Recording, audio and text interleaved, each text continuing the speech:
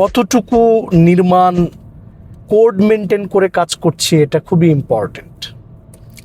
তো কোড একটা vital issue, কারণ হলো কোড মেনটেন করে যদি আমরা কাজ না করি তাহলে সেই ক্ষেত্রে যেটা দেখা যাবে সেটা হলো যে আমরা কোনোভাবেই এই স্থাপনাটা সেটা হলো ঝুঁকি বা রিস্ক ফ্রি হবে না।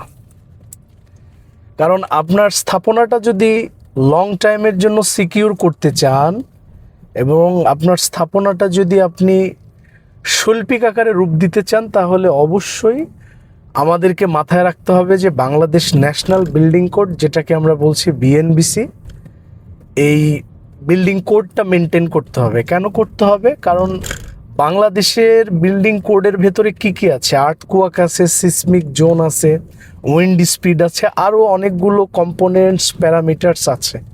তো এগুলা মেনটেন করে যদি আমরা বিল্ডিংয়ের কাজগুলো করি তাহলে আমার কাছে মনে হয় সেটা হোক না আরসিসি বিল্ডিং, সেটা হোক still structure, pre fabricated steel building, যে কোনো বিল্ডিং এর কাজ সুন্দরভাবে করা সম্ভব।